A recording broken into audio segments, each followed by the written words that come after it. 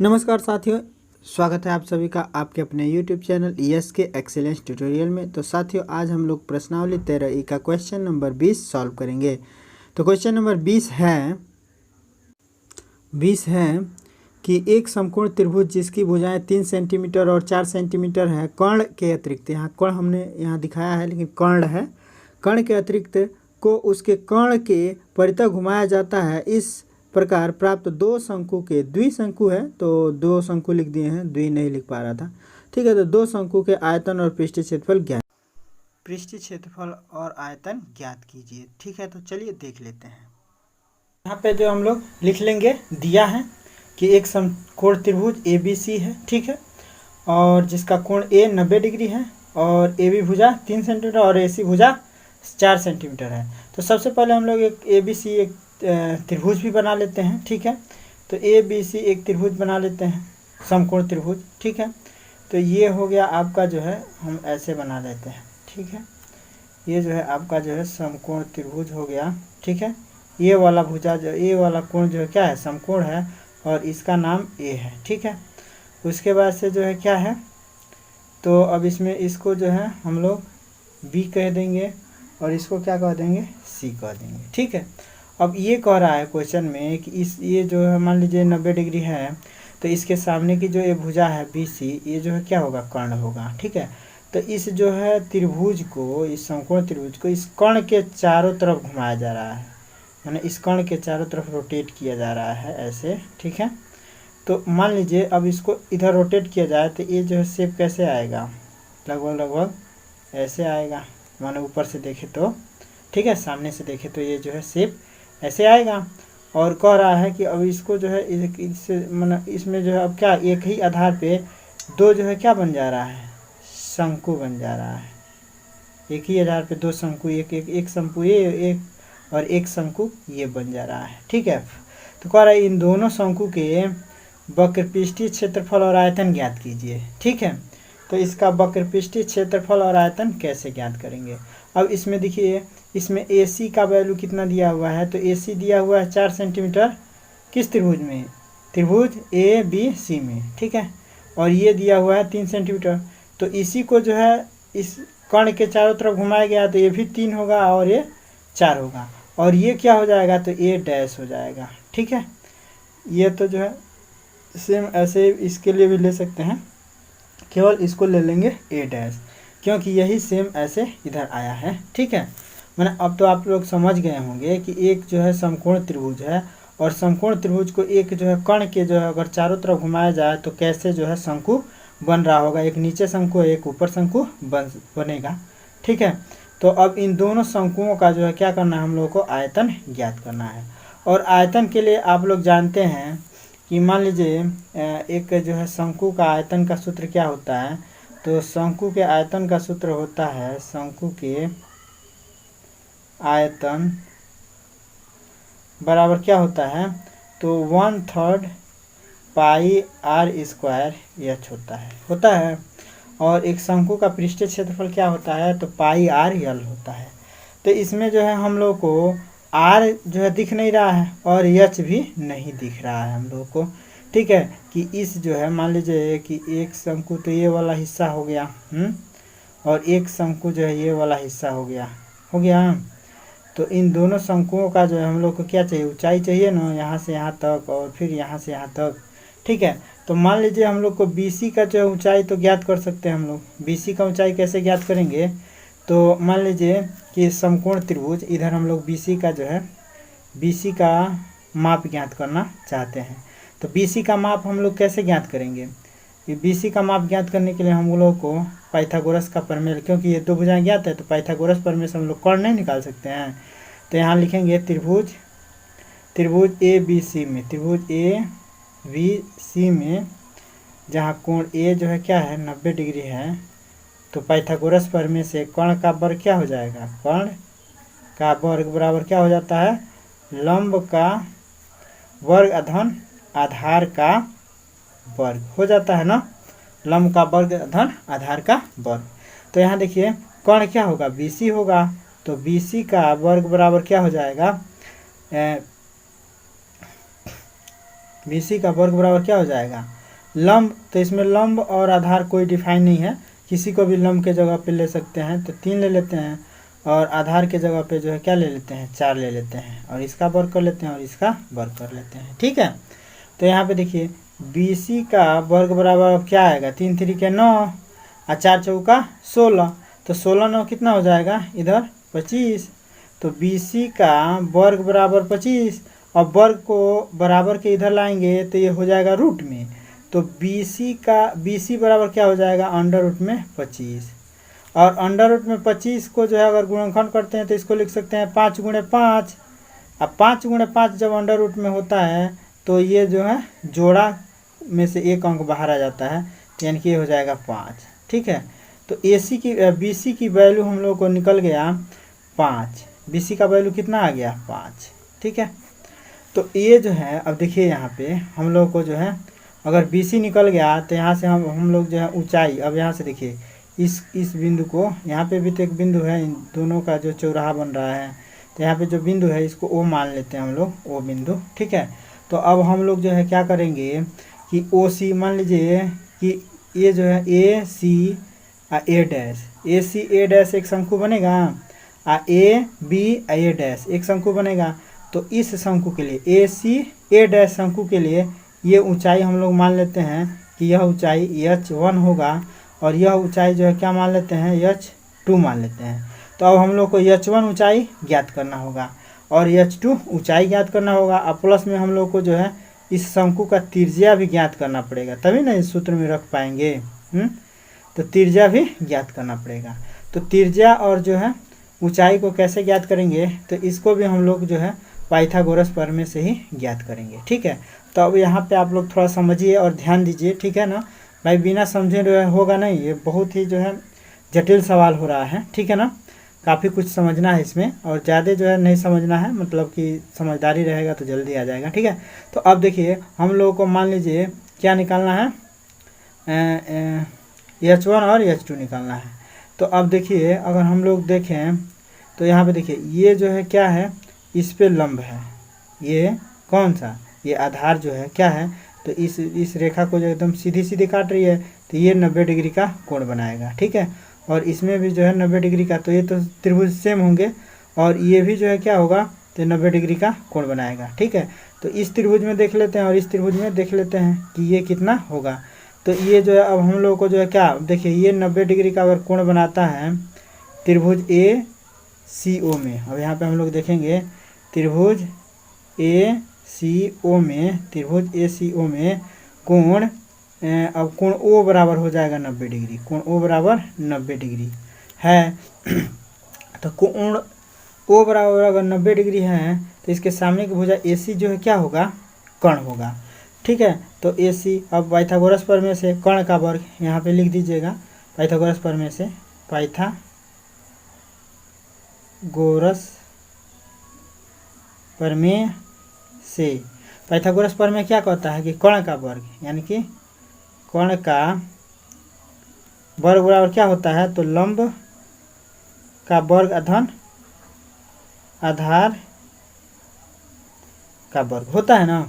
अब यहाँ देखिए कर्ण जो है क्या हो जाएगा, तो यहाँ पे कर्ण AC होगा, तो AC का वर्ग है, तो यहाँ पे लिखेंगे AC का वर्ग बराबर क्या हो जाएगा, लंब का वर्ग, यानी कि अब देखिए अब यहाँ पे AC हो गया। अब देखिए अगर BC हमारा टोटल 5 है, BC हमारा हम लोग का कितना आया है, 5 आया है ना, तो हम लोग जो है OC बराबर मान लेते हैं x होगा। ठीक है, OC अगर x होगा तो जो है OB कितना हो जाएगा, OC यहाँ मान लेते हैं, माना कि OC बराबर कितना है, तो x है। ठीक है, तो OB बराबर कितना हो जाएगा, OB तो x माइनस 5 हो जाएगा, नहीं हो जाएगा, क्योंकि BC यहाँ से लेकर यहाँ तक टोटल 5 है, और इसमें से हमने एक खंड मान लिया कि x है, तो दूसरा खंड क्या होगा, 5 माइनस x, सॉरी मच्छर खा गए हम। ठीक है, तो 5 माइनस x हो जाएगा। अब देखिए 5 माइनस x हो जाएगा, x माइनस 5 नहीं, 5 माइनस x, टोटल में से x घट जाएगा तो ये नहीं निकल जाएगा, OB। ठीक है, तो OB बराबर x माइनस 5 माइनस x होगा, x माइनस 5 नहीं, 5 माइनस x, 5 माइनस यक्स हो जाएगा। ठीक है, समझ रहे हैं ना। देखिए टोटल बी सी कितना है तो 5 है। अब इसमें से ओ सी जो है हम लोग मान ले रहे हैं यक्स। ठीक है, तो अब भाई अब टोटल में से अगर यक्स घटा दिया जाए तो ओ बी का मान निकल सकता है, तो इसलिए ओ बी बराबर क्या हो जाएगा 5 माइनस यक्स। ठीक है, तो अब जो है हम लोग को ओ बी का मान निकल गया और ओ सी का मान निकल गया। ठीक है, तो यहाँ पर जो है लंब को जो है हम लोग क्या मान लेते हैं, लंब को जो है अब इसमें अब इस त्रिभुज में ओ सी आएगा और क्या आएगा, ये आएगा, ये कौन सी ओ ए आएगा, ओ ए इस त्रिभुज में आएगा ना। ए ओ सी में देखा जाए तो कोण हो गया ए सी हैं, और लंब हो गया ए ओ, आधार हो गया ओ सी। तो ए ओ जो है यहाँ लंब के जगह पे लिखते हैं ए ओ का वर्ग अधन आधार, तो आधार के जगह पे क्या लिखेंगे ओ सी। ठीक है, आधार की जगह पे ओ सी का वर्ग कर देते हैं। ठीक है, अब हम लोगों ने ओ ए बराबर आर माना है। ठीक है, ओ ए बराबर आर माना है। देखिए यहाँ दोनों का आधार एक ही है, तो एक ही त्रिज्या निकाल दिया जाए तो एक ही त्रिज्या से काम चल जाएगा, दोनों का त्रिज्या हो जाएगा। ठीक है, तो इसलिए आर ही ले रहे हैं। तो आर का वर्ग अधन में जो है क्या हो जाएगा ओ सी का वर्ग। तो आधार क्या है, तो आधार यहाँ पे ओ सी देखिए एक्स माने हैं हम लोग, तो यहाँ पे जो है क्या हो जाएगा एक्स का वर्ग। ठीक है, और ए सी क्या है, तो ए सी जो है हम लोग को दिया हुआ है 4 का वर्ग। देखिए यहाँ पे ए सी दिया हुआ है ए सी 4। ठीक है, तो यहाँ 4 का वर्ग कर देंगे। अब जो है क्या हो जाएगा, देखिए तो 4 चौका 16 हो जाएगा। अब बराबर क्या हो जाएगा आर का वर्ग, तो आर का वर्ग आर ही रहेगा, अधन में एक्स का वर्ग एक्स ही रहेगा, माने आर का वर्ग ही रहेगा, यहाँ पे एक्स का वर्ग ही रहेगा। ठीक है, इसको समीकरण नंबर हम लोग 1 मान लेते हैं। इसमें 2 समीकरण बनेगा। ठीक है, इसको समीकरण नंबर 1 मान लेते हैं। अब देखिए त्रिभुज अब हम लोग ले लेते हैं कौन सी ए बी ओ। अब त्रिभुज कौन सा ले लेते हैं ए बी ओ, यानी कि ये वाला त्रिभुज। ठीक है, तो त्रिभुज ए बी ओ में अब यहाँ पे लिखेंगे त्रिभुज ए बी ओ में, त्रिभुज ए बी ओ में, त्रिभुज ए बी ओ में, त्रिभुज ए बी ओ में यदि कौन सा ओ जो है अगर 90 डिग्री का है, ओ कोणों 90 डिग्री का है, तो पाइथागोरस प्रमेय से हम लोग क्या लिख सकते हैं। अब यहाँ पे देखिए ये अगर ये 90 डिग्री का है, यहाँ पे ये 90 है, तो इसके सामने का भुजा बी ए जो है क्या होगा कर्ण होगा, तो बी ए का वर्ग, बी ए का वर्ग, बी ए कर्ण होगा, बी ए का वर्ग बराबर क्या हो जाएगा लंब का वर्ग, यानी कि ओ बी का वर्ग धन ओ बी का वर्ग धन ओ ए का वर्ग है, ओ बी का वर्ग अधन ओ ए का वर्ग हो जाएगा, होगा ना। अब देखिए बी ए का मान दिया हुआ है, बी ए का मान कितना है यहाँ पे देखिए तो 3 है, तो बी ए का मान 3 दिया है, तो यहाँ पे हम लोग बी ए का मान 3 रख देंगे, इसका वर्ग कर देंगे बराबर ओ बी, तो ओ बी का मान कितना है, तो ओ बी का मान जो है एक्स माइनस 5 निकाले हम लोग। ओ बी का मान यहाँ पे देखिए एक्स 5 माइनस एक्स, बार बार जो है एक्स माइनस 5 माइनस एक्स निकाले हैं ओ बी का मान, तो यहाँ पे हो जाएगा ओ बी के जगह पे 5 माइनस एक्स का होल ऑफ स्क्वायर।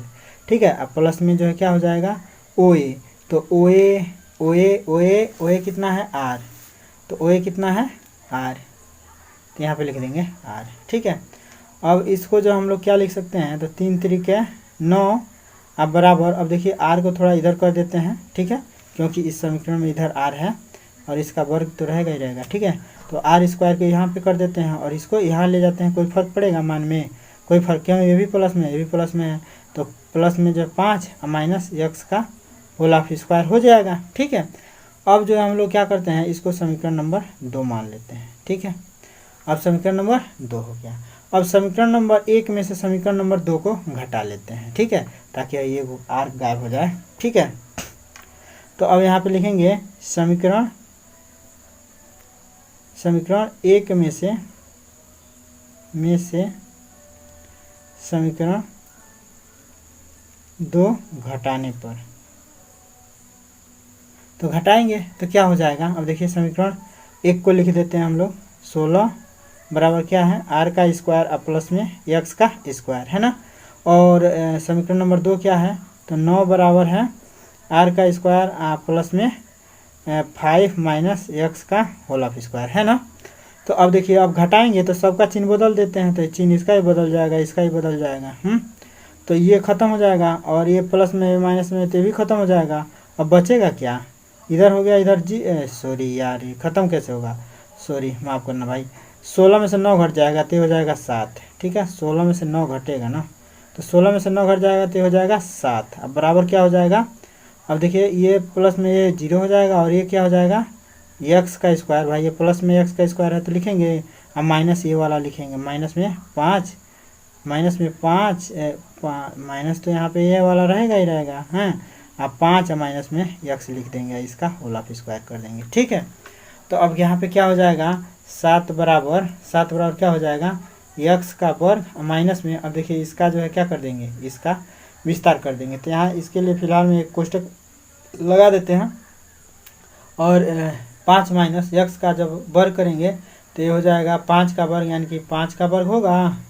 हाँ, धन में जो है एक्स का वर्ग होता है, अरे भाई ए माइनस बी का होल स्क्वायर करते हैं तो क्या होता है ए का वर्ग धन बी का वर्ग माइनस में 2a भी होता है। तो उसी तरह से 5 का वर्ग धन एक्स का वर्ग माइनस में क्या हो जाएगा 2 × 5 इंटू एक्स होगा।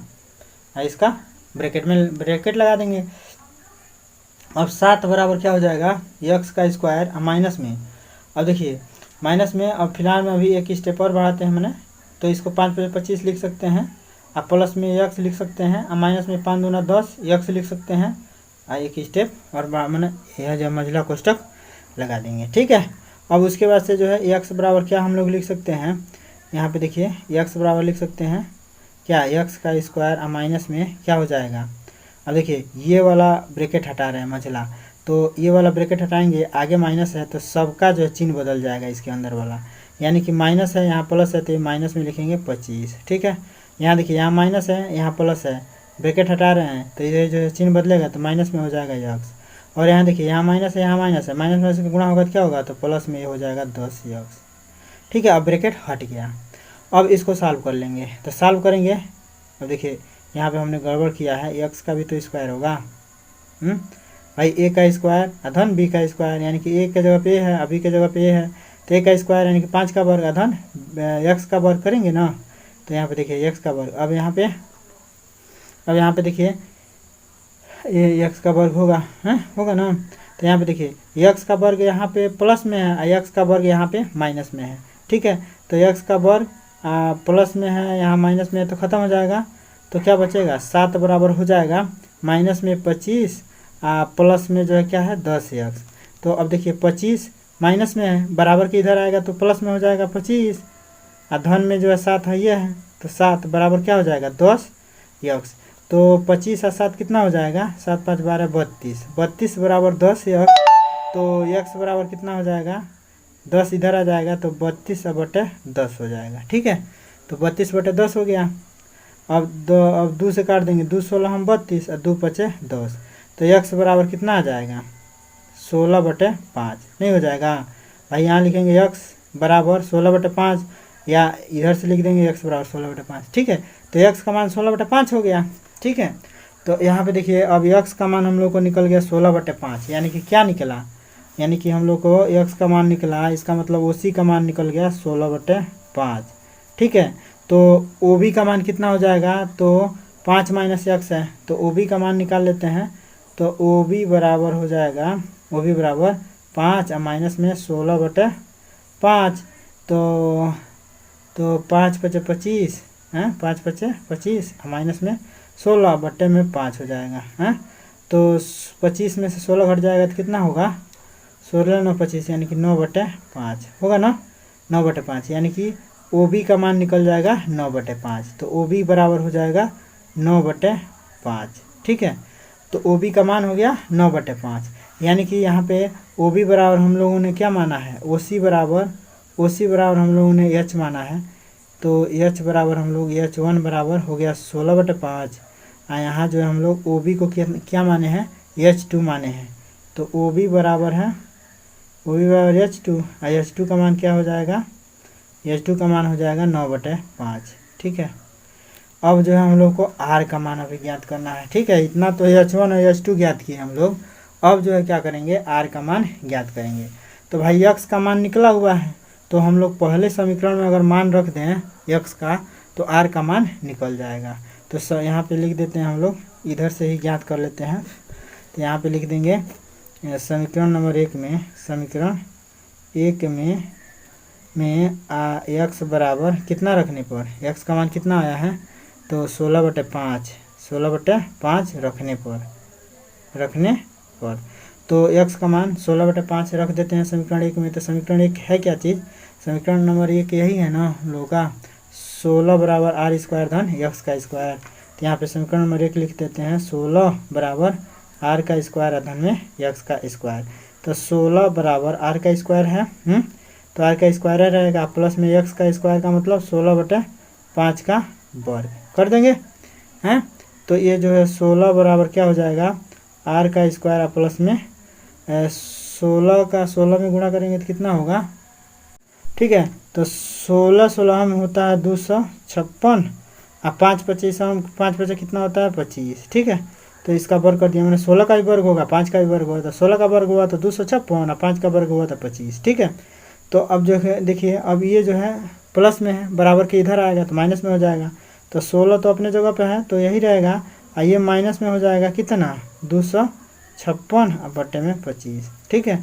तो 25 का जो है अब 16 में गुणा करेंगे और 256 घटा देंगे हैं, मैंने इसको अगर सॉल्व करते हैं तो 25 गुणे इतना और माइनस 256, तो 25 में 16 का गुणा कर लीजिए। अब देखिए जब 25 का 16 में गुणा करेंगे, मैंने है जो इधर, तो इधर कितना बचा, ये वाला हिस्सा r² बचा। अब इसको सॉल्व करें हम लोग तो 25 का मैंने देखिए भाई यहाँ r² बचा है, ठीक है, और इसको हम लोग इधर लाए हैं तो ये माइनस में 256/25 हो गया, ठीक है। और इसको हम लोग सॉल्व कर रहे हैं, तो इसको सॉल्व कैसे करते हैं, तो 25 का 16 में गुणा करेंगे तो हो जाएगा 400 और माइनस में 256, अब बट्टे में हो जाएगा 25, अब बराबर क्या हो जाएगा r², ठीक है। अब देखिए 400 में से 256 घटाएंगे तो ये हो जाएगा 144, अब बट्टे में हो जाएगा 25, बराबर हो गया r का स्क्वायर, ठीक है।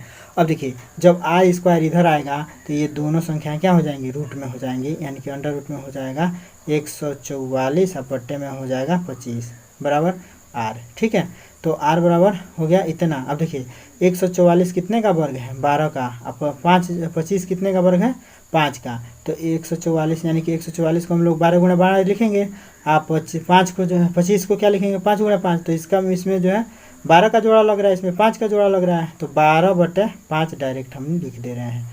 मैंने यहाँ से 5 बाहर हो जाएगा, यहाँ से सॉरी मैंने 44 को लिख सकते हैं हम लोग 12 गुणा 12, तो 12 का जोड़ा लगा तो 12 ऊपर निकले गया अंश में, और हर में जो है 5 का जोड़ा लग रहा है तो 5 नीचे निकल जाएगा, तो क्या हो जाएगा 12/5। r का वैल्यू कितना हो जाएगा 12/5, यानी कि r का वैल्यू निकल गया 12/5। यहाँ जो ये r है इसकी वैल्यू हो गया 12/5, यानी कि हम लोगों ने क्या क्या ज्ञात कर लिया, हम लोगों ने ज्ञात कर लिया h1 का मान ज्ञात है, h1 को हम लोग कितना माने हैं तो OC माने हैं, ठीक है। OC बराबर हम लोगों ने लिया है h1, और h1 का मान आ गया हम लोगों का कितना, तो h1 का मान आया है 16/5, ठीक है। तो h1 का मान 16/5 आ गया।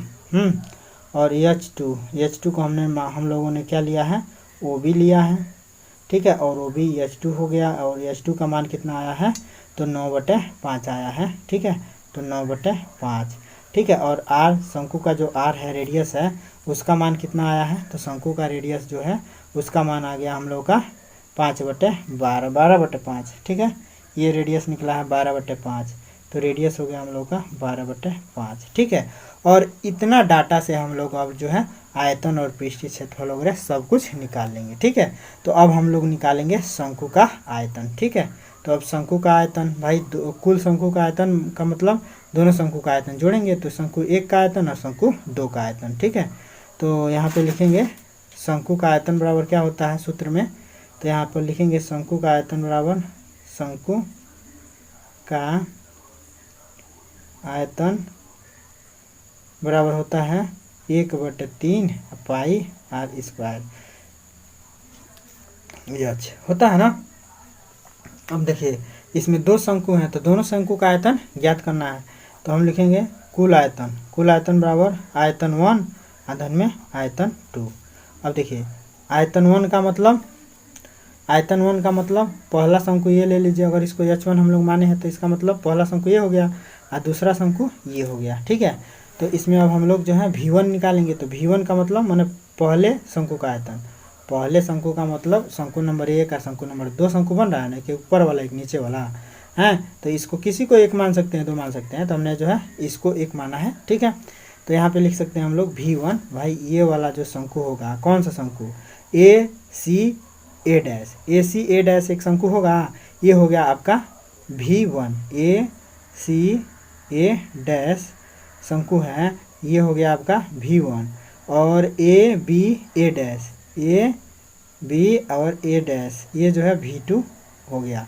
V2 का मतलब दूसरे शंकु का आयतन। ठीक है, तो यहाँ पे अब हम लोग जो है क्या करेंगे, दोनों का आयतन जोड़ेंगे।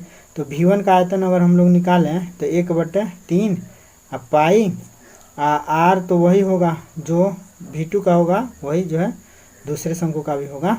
मैंने V का मतलब आयतन, तो पहला आयतन आधन दूसरा आयतन, तो पहला आयतन क्या होगा 1/3 पाई R² H1। ठीक है, आधन दूसरा आयतन क्या होगा, तो 1/3 पाई R² H2। बस यही अंतर है। तो देखिए अब दोनों में 1/3 पाई R कॉमन हो जाएगा R², तो 1/3 अब पाई R² कॉमन ले लेंगे, बचेगा क्या H1 अब प्लस में H2 बचेगा। अब यहाँ पे देखिए 1/3 अब पाई का मान जो है अभी फिलहाल में पाई रहने दीजिए, और R का मान यहाँ पे रख लीजिए। तो R का मान कितना आया है, यहाँ पे देखिए 12/5 आया है R का मान। तो 12/5 यहाँ पे रख लेते हैं, 12/5 का वर्ग रख लेते हैं। और यहाँ देखिए H1 का मान हम लोगों ने कितना लिखा है 16/5 है। H1 का मान 16/5 और H2 का मान 9/5। तो यहाँ पे रख देते हैं 16/5 अधन में 9/5। अब याद रखिएगा आप लोग कि हम लोग एक ही साथ दोनों शंकु के आयतन को जोड़ ले रहे हैं। ठीक है, इसी सूत्र के माध्यम से। ठीक है, तो 1/3 इंटू पाई इंटू 12 का अगर वर्ग करते हैं तो 12 हम 144, अब बट्टे में जो 5 बचे 25 है, इंटू में जो है यही रहेगा। अब देखिए इसका भी आधार 5 है, इसका भी आधार 5 है, तो ये सिंपल रूप से जुड़ जाएंगे। तो 16 9 25 और 25/5 हो जाएगा। तो इसको अगर सॉल्व करते हैं तो 1/3 पाई इंटू 144/25, ये भी गुणा में हो जाएगा 25/5। अब देखिए 25 से 25 कैंसिल, 25 से 25 कैंसिल। अब जो है क्या बचा, अब देखिए तो 1/3 पाई का मान अब लिख लेते हैं 22/7 है। पाई का मान 22/7 होता है ना, 144 अब बट्टे में जो क्या हो जाएगा 5 होगा ना। अब 3 चौका 12, 3 से ही कट सकता है 144, क्योंकि 3 चौका 12, 2 बचा, 3/8 24, तो 48 तिहाई 144। ठीक है, अब कटने वाला है, अब कटने वाला नहीं है, तो 22 × 48 कर लेंगे। ठीक है, और 7 बचे 35 कर लेंगे, तो 35 अब 22 × 8। अब देखिए तो 22 × 48 करेंगे तो हो जाएगा 1056। ठीक है, और 1056 में मैंने 1056 में 35 से भाग देंगे तो लगभग कटेगा 30.171। ठीक है, लगभग में ये हो जाएगा आपका आयतन 30.171। सभी जो है मात्रक किसमें है। अब यहाँ पे देखिए आपके सवाल में जो है आंसर आया है 30.1414 आया है। ठीक है, ये क्यों आ रहा है और हमारा इतना थोड़ा सा ज़्यादा क्यों आ रहा है, क्योंकि हमने पाई का मान 22/7 लिया है, और इसने जो है पाई का मान लिया होगा 3.141। ठीक है, तो इसलिए इतना आ रहा है। ठीक है, लेकिन दोनों आंसर सही है, ये भी आंसर सही है और ये भी आंसर सही है। ठीक है, आप लोग को थोड़ा सा अगर ऐसे आंसर लाना है तो आप लोग ये पाई का मान 22/7 न लेकर आप लोग ले लीजिएगा 3.14। ठीक है, 3.14 बस लीजिएगा। ठीक है, तो ये आपका जो है ऐसे आंसर आ जाएगा। ठीक है, ठीक है, या करके दिखा दें, चलिए करके दिखा देते हैं। ठीक है, थोड़ा सा वीडियो ये लंबा हो जाएगा भाई, आप लोग कर लेना। ठीक है, क्योंकि काफ़ी देर का ये वीडियो हो चुका है, मेमोरी जो है कम है इसका। ठीक है, कर लीजिएगा, कोई दिक्कत नहीं, बस पाई के जगह पे आप लोग ले लीजिएगा 3.141, ठीक है। तो जो है आपका एक्यूरेट आंसर, बस पाई की जगह पे 22/7 न लेकर 3.14 लेकर हल कर दीजिएगा। और नहीं हल करना होगा तो इतना भी कर देंगे तो कोई दिक्कत नहीं है, ठीक है। अब जो है हम लोग वक्र पृष्ठीय क्षेत्रफल ज्ञात कर लेते हैं, ठीक है। यहाँ तक तो समझ में आ गया होगा, ठीक है। नहीं समझ में आता है तो बताइए, ठीक है। यहाँ तक तो समझ में आ जाना चाहिए। अब हम लोग पृष्ठीय क्षेत्रफल निकालते हैं। अब हम लोग जो है क्या करेंगे, दोनों शंकु का द्विसंख्यी का पृष्ठीय क्षेत्रफल ज्ञात करेंगे। तो पृष्ठीय क्षेत्रफल यानी वक्र पृष्ठीय क्षेत्रफल, तो वक्र पृष्ठीय क्षेत्रफल पाई आर एल होता है, ठीक है। जहाँ एल जो है क्या होता है, तिरछी ऊंचाई होता है, आप लोग जानते ही हैं तिरछी ऊंचाई, यानी कि ये एल है, ये जो है क्या है एल है, और ये भी जो है एल है। तो इसको L1 मानिए, इसका H1 लिए हैं तो इसको भी L1 लीजिए और इसको L2 लीजिए, ठीक है। तो अब इसमें देखिए हम लोगों को कुल पृष्ठीय क्षेत्रफल क्या होगा, तो शंकु 1 का पृष्ठीय क्षेत्रफल आधन शंकु 2 का पृष्ठीय क्षेत्रफल। तो शंकु 1 का पृष्ठीय क्षेत्रफल पाई आर, तो वही रहेगा L1 हो जाएगा आधन 2 का क्या हो जाएगा, तो पाई आर L के जगह पे 2 हो जाएगा, तिरछी ऊंचाई, ठीक है। अब इस सूत्र को अगर सॉल्व करते हैं तो पाई आर कॉमन निकल जाएगा हैं, और ब्रैकेट में क्या हो जाएगा L1 आधन में L2 हो जाएगा, ठीक है। अब यहाँ पे जो मान रख देंगे हम लोग, तो पाई का मान जो है पाई रहने दीजिए, आर का मान 12/5 है, लिया गया है 12/5 लिया गया है, ठीक है। आर का मान यहाँ पे देखिए 12/5 है कि नहीं है, हैं, तो ये लिया जाएगा, ठीक है। और यहाँ पे देखिए अब L1, तो L1 का मान हम लोग जो है कहाँ से लेंगे, तिरछी ऊंचाई, इसका पहले H1 लिए हैं। अगर इसमें हम लोग मैंने पहला शंकु यह मानते हैं तो पहला शंकु का L1 4 हो जाएगा, और दूसरे शंकु का L2 मैंने तिरछी ऊंचाई, L2 का मतलब दूसरा शंकु, L1 का मतलब पहला शंकु का तिर्यक ऊंचाई है, तो ये 4 हो जाएगा, ये 3 हो जाएगा। तो यहाँ पे ले लेंगे पहला 4 आधन में 3, ठीक है। तो अब क्या हो जाएगा यहाँ पे, तो पाई का मान अब हम यहाँ पे 22/7 न लेकर 3.14 लेते हैं, ठीक है। और इंटू 12/5 ले लेते हैं, और इंटू 4 3 7 हो जाएगा, ठीक है। तो अब देखिए आप लोग भी ऐसे ही हल कीजिएगा 3.14 लेके। अब 3.14 को हम लोग लिख सकते हैं 3 1 4 अब बट्टे में 100, 2 अंक बाद, दशमलव के बाद 2 अंक है ना, तो इसीलिए जो है 2 अंक वाले यानी कि 100 से नीचे भाग दे देंगे, तो दशमलव का स्थान जो है 2 अंक इधर हट जाएगा, ठीक है, और इसमें 100 बढ़ जाएगा, ठीक है। आई इंटू 12/5 आई इंटू 7, ठीक है।